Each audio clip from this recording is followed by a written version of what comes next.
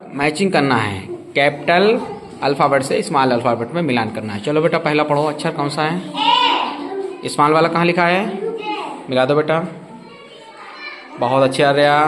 दूसरा वाला पढ़ो बेटा, दूसरा और छोटा वाला कहाँ लिखा है देखो बेटा, हाँ मिलान कर दो बेटा,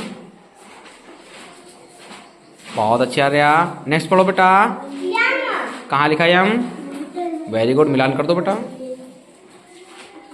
वेरी गुड। नेक्स्ट पढ़ो बेटा, कहाँ लिखा है?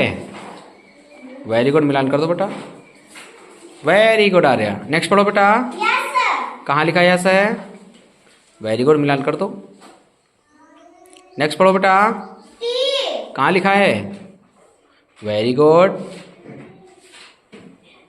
नेक्स्ट पढ़ो बेटा, कहाँ लिखा है? क्यू। छोटा वाला देखो कहाँ लिखा है, हाँ वेरी गुड, बहुत अच्छे आ रहे हैं, वेरी गुड।